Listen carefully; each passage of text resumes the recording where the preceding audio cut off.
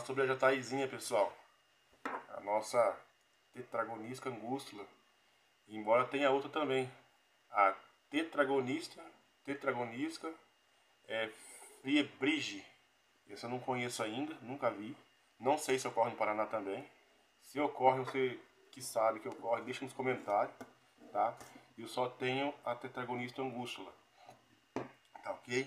Então, recapitulando, falando sobre as nossas abelhas nativas, no mundo, né, que elas são, recapitulando, que elas são de origem tropical e subtropical, no mundo a gente tem 500 espécies. Dentre essas espécies, 300 delas estão situadas no Brasil. A gente tem a maior parte das abelhas nativas, tá ok? E uma delas é a jataizinha, né? Eu queria falar um pouquinho sobre ela, pessoal.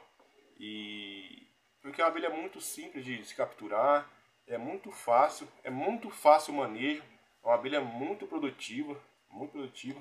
Eu mesmo produzo bastante mel de jataí e vendo muito mel de jataí também. Peço desculpa aqui por causa da claridade, pessoal. Tá meio complicado por conta da claridade. Mas vamos se ajeitando aí. É que o sol tá nascendo aqui e bate de frente, tá? Então eu vendo muito mel de jataí, né? Quando eu tenho mel, vendo muito e muito rápido. Embora ela não dá chance para outras abelhas diferentes espécies adentrar nossas iscas, mas é uma abelha muito boa, muito produtiva, muito dócil, não tem ferrão, não ferroa. Ela costuma mordiscar quando se vai mexer no ninho, né? No ninho. Ela costuma mordiscar assim, mas não é algo que é dolorido, assim, é insuportável a dor. É algo bem tranquilo, né, de se manejar essas abelhas. E se você não cria, eu recomendo você criar. Você que não conhece, recomendo a você conhecer essas abelhinhas nativas, né? E se você já conhece a abelha nativa e não cria jataí, recomendo você criar também. É uma abelha bem defensiva, umas com as outras, demanda de um espaço maior para se criar ela. Embora tenha pessoas que consigam criar perto uma da outra, do lado a lado, né? Mas eu nunca consegui, nunca tive essa sorte. Porque quando eu coloco perto, elas brigam até morrer. Né? O enxame definha por falta de campeira e brigam demais. O que eu consegui deixar o mais próximo possível foi 1,5 m uma da outra, tá ok? Então, pessoal, eu queria falar um pouquinho sobre a jataí. Algumas coisas bem básicas, pessoal, só para quem está começando e já entendendo o que é a abelhinha, né? A abelhinha e tal, o que ela necessita, o alimento, tá ok? Então aqui, ó, a abelha jataí é uma abelha excepcionalmente pequena, com cerca de 4 a 5 milímetros. Assim como todas as outras espécies de abelhas da tribo Meliponini, não possuem ferrão, né? E tem uma reduzida venação nas alas e cerdas nas pernas. A subespécie Tetragonista angústula fibrierige tem o mesepisterno amarelo claro, o abdômen, né? Amarelo claro. Enquanto que a angústula, a jataizinha mais comum que a gente tem aqui, é preto. As abelhas guardas, que compõem cerca de 1,6% de cada colmeia, pesam mais que as abelhas forrageiras, em cerca de 30%. São um pouquinho maiores, pessoal, as abelhas guardas. A abelha jataí, eu costumo se dizer que tem uma classe a mais do que as outras. Qual é a classe das abelhas? Elas nascem, né? Elas são as faxineiras, limpam tudo ali assim, o alvéolo onde ela nasceu. Aí depois as outras reciclam, né? A de faxineira vai para nutrir, ela vai nutrir as outras larvas, os ovos ali, né? Colocar o alimento nas células de cria.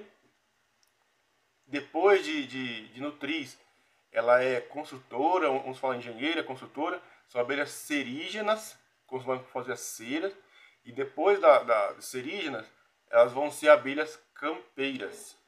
Mas, na jataí ocorre uma classe a mais, digamos assim. Tem umas abelhas que são maiores, que ficam bem na entrada da colônia, que é um biquinho. Todo mundo já deve ter visto já. Um biquinho em algum muro, alguma parede, alguma árvore, que tem um biquinho e algumas abelhinhas ficam em volta desse biquinho. É um charutinho, né? Digamos, um charutinho. E ficam em volta de um cerume branco. Então assim, essa é a jataí. Essas abelhas que ficam em volta são as guardas. Embora assim tenha muita discordância sobre isso, mas no meu entendimento, né, de um meliponicultor, não sou nenhum especialista para dizer isso, mas meu entendimento, existem 4 classes, que é a outra classe é a guarda, né? Ou seja, são as operárias, são as... Não, desculpa pessoal, eu estou já me confundindo já, são 3 classes. Primeiro é a rainha, as operárias e as guardas, são 3 classes, entendeu? Quanto nas outras espécies, são 2. São as rainhas operárias, que também, durante a vida, podem se tornar guardas. Mas na jataí, é muito claro que as que ficam ao redor do bico de entrada são bem maiores. Então são 3 classes que elas têm. São a rainha, as operárias, né, as campeiras operárias e as guardas. Tá ok? Ah, tem os zangões também, são 4 mesmo. Eu me confundi agora aqui, são 4. Tem os zangões também, são os machos. Os zangões são os machos. A rainha, operária, zangões e as guardas. São 4 classes. Tá? É que fica meio confuso mesmo, pessoal. Dá um nó na cabeça mesmo, faz parte. Né? Eu não sou especialista nisso, mas nessa parte teórica, mas um pouquinho a gente vai lendo aqui também e vai passando para vocês também, tá ok? Vamos para um próximo tópico, pessoal, que eu queria falar um pouquinho sobre o habitat dela. Aqui, ó. A jataizinha tem uma grande distribuição de habitat na América Central e do Sul. A espécie é encontrada em todo o norte, como no México, e no sul até na Argentina. Foi rotulada como uma das espécies de abelhas mais difundidas no neotrópico, ou seja, nos trópicos, né, que eu falei para vocês, ok? Então assim, é uma abelha que tem em todo lugar do Brasil. Vamos falar do Brasil. Todo lugar do Brasil tem. Existem lugares que tem menos concentração de jataí, mas também tem. Tem algumas regiões norte e tem menos jataí. Eu não me lembro agora o estado. Tem até um rapaz no canal também que comentou comigo que na região dele ele não consegue capturar jataí. Pega tubuna, pega vários tipos de abelha, mas a jataí ele quase não consegue pegar. É muito difícil de pegar jataí. Sendo que aqui já no sul já, o que mais pega aqui é a jataí. Jataí entra na isca primeiro que todas. Se as outras demorar muito, a jataí toma conta. Eu já cheguei a pegar, capturar, né? Capturar nas iscas PET, abrigos provisórios, 3, 4 jataí numa mesma árvore, próximo, em torno de 1 metro, 50 centímetros, uma isca da outra, para capturar uma borá, uma abelha diferente. Então assim, a abelha aqui ela tem grande quantidade na região do Paraná, região sul aqui, Paraná, Santa Catarina, Rio Grande do Sul, São Paulo também, né? Vamos falar um pouquinho, pessoal, sobre alimentação. Eu não quero deixar esse vídeo muito longo, pessoal, muito técnico. É só os pontos mais básicos e principais, tá ok? Não vou falar sobre o ciclo da colônia. Ou até poderia falar sobre o ciclo também, né, pessoal? Seria uma coisa bacana também, né? Vamos falar então aqui, pessoal. Se reproduz uma vez por ano, mas tem relato já tá aí em chamear 2 até 3 vezes por ano, já tá aí. Já ouvi isso de meliponicultor. Mas aqui no artigo tá. Se reproduzem uma vez por ano, né, para enxameação, ao contrário de muitas abelhas que podem se reproduzir 3 ou 4 vezes por ano. Mas como eu falei para vocês, já tive relatos já de jataí enxamear 2 a 3 vezes por ano também. Depende muito da florada.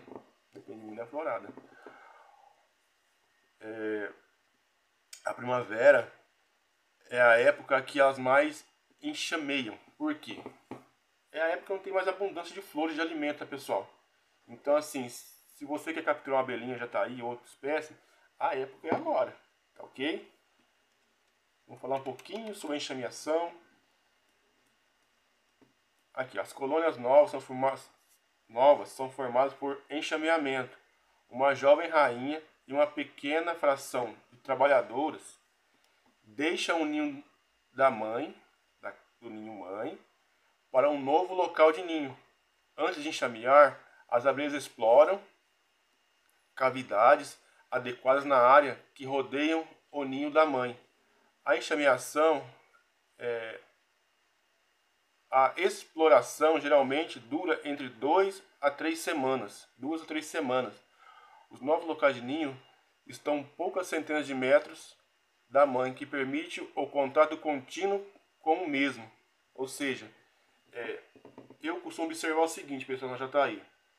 Mesmo após 45 dias, 50 dias, 60 dias, as abelhinhas ainda têm contato com o ninho mãe, né? Ou seja, se acaso acontecer alguma coisa com aquela princesa, né? Porque ela entrou numa árvore e aconteceu alguma coisa com a princesa dentro da árvore, que ela definhou, morreu, a colônia mãe pode mandar outra princesa, né? Não aconteceu comigo, mas é uma realidade. Pode acontecer isso também. Então, assim, geralmente, quando você captura uma abelha... eu capturei uma abelha, já está aí na árvore X. Um pé de peroba lá, sei lá, pé de peroba rosa. Então, se você retirou aquela isca lá, né, à noite, ou um dia quando está chovendo, ou muito frio, que é tão tampadinha, quietinha da casinha, você tampou ali, retirou, você pode colocar outro no mesmo local, que você vai pegar outro jataí. Entendeu? Porque fica esse fluxo de abelha ainda constante entre as caixas, né? Um certo tempo, até desvincular, cortar o cordão umbilical, né? Porque ela precisa de alimento, pessoal. No início da nova colônia, não se tem tanto recurso. Sempre quando vai, geralmente são campeiras mais velhas. Ou seja, assim, vai ficar as novas no ninho mãe. Então o ciclo da abelha é 45 dias depois que ela nasce, em torno de 45 dias. Então, como vai enxamear abelhas velhas para a caixa, as abelhas vão morrendo nesse percurso. Eu costumo deixar em torno de 45 a 50 dias no mato, as minhas iscas de jataí. Até porque aqui tem muito coati, muito macaco e eles acabam comendo, né? Já falei no vídeo passado, acabam comendo todo o ninho, toda a abelha, come tudo, não deixa nada. Vem pelo cheiro do mel, né? E come tudo. Mas faz parte da natureza, tá? A construção do ninho dela é com cera, né? A parte de baixo ficam os discos de cria, que tem as células de cria, né? E a parte superior seria o alimento, né? Ou seja, o ninho fica no centro, ao em volta do ninho tem alimento, pólen, um pouco de mel, e acima seria o mel, alimento energético das abelhas, ok? Seria mais ou menos isso. Se eu conseguir colocar uma foto, eu coloco aqui, tá ok?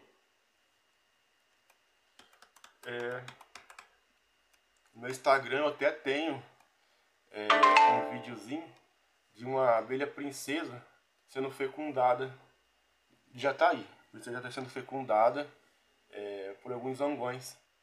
Se você quiser ver, eu vou deixar nos comentários. Eu deixo o link no Instagram também. Ou deixo algum lugar no vídeo eu deixo, pessoal. Aí você dá uma olhadinha lá, dá uma procurada lá, tem lá, tá? É Israel Leopoldino, Meliponário Flor da Serra. Se você digitar lá no Instagram também vai aparecer também, tá ok? Eu tô segurando um ninho de jataí na mão, assim, ó, com os disquinhos na mão. Esse é no Instagram. Deixa eu ver aqui. Vamos ver aqui, tal. Tem bastante coisa aqui, pessoal, nesse artigo. Mas se eu for falar tudo, fica muito grande o vídeo. Já estamos com 14 minutos, tá? As abelhas forrageiam, faço sobre alimentação agora. As abelhas forrageiam, coletam principalmente néctar, pólen e resina das plantas. Os níveis de atividade de forrageamento são semelhantes para forragear pólen, néctar e resina. Os maiores níveis de atividade foram encontrados ao redor do meio-dia, ou seja, elas saem mais ao meio-dia. Estima-se que a distância de forrageamento seja abaixo de 600 metros. Eu já acredito que seja em torno de 1 quilômetro, pessoal, um raio de 1 quilômetro. Mas aqui fala o quê? Que seja um raio de 600 metros. Eu creio que seja em torno de 1 quilômetro, né? O que é relativamente curto comparado a outras espécies, como a Apis mellifera, ela vai bem longe. Uns falam de 1 quilômetro, mas para mim ela vai muito mais de 1 quilômetro, a Apis mellifera. Principalmente quando é época de escassez. Ela vai muito longe mesmo. Deixa eu ver.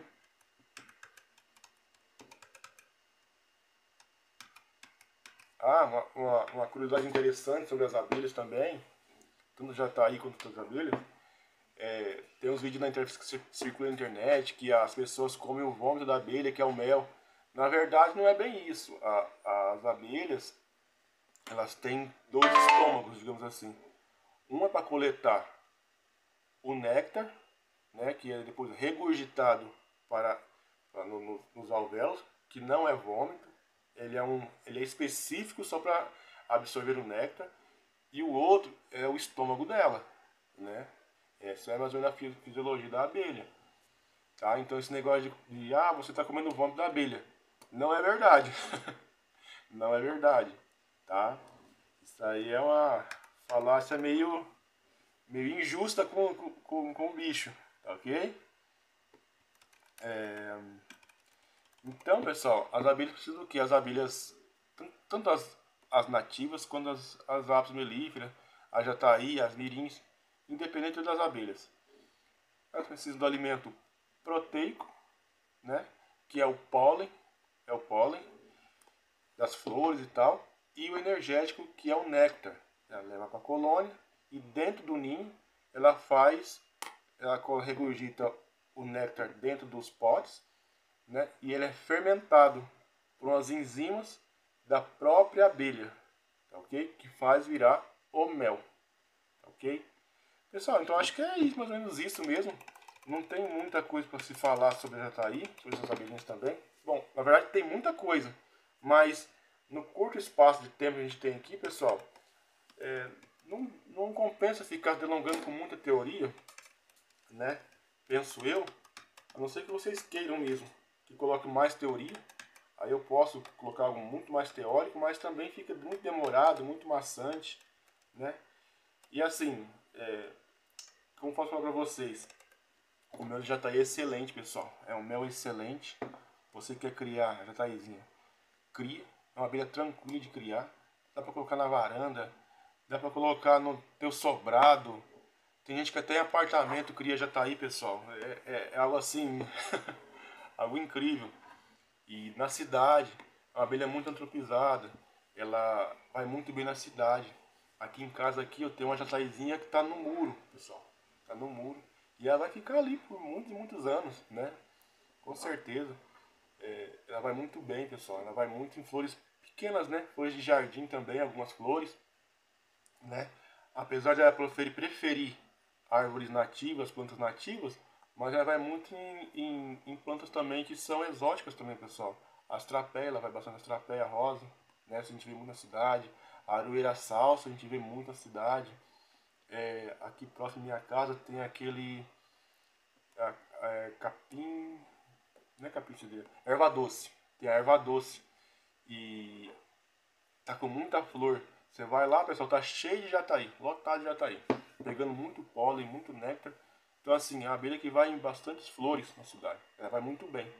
Se você não cria, te convido a criar essa espécie. Muito boa, muito bacana, né?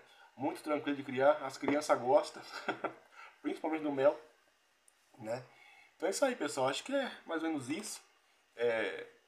Eu já tenho no canal também já como que fabrica os ninhos isca. Tem uma playlist sobre isso aí, que é da Isca Captura. Vê lá, dá uma olhadinha. E é isso aí, pessoal. Beleza? Tamo junto, é só sucesso. Na próxima eu vou tentar falar sobre a mirim droriana. Beleza? Tamo junto, galera. Fui.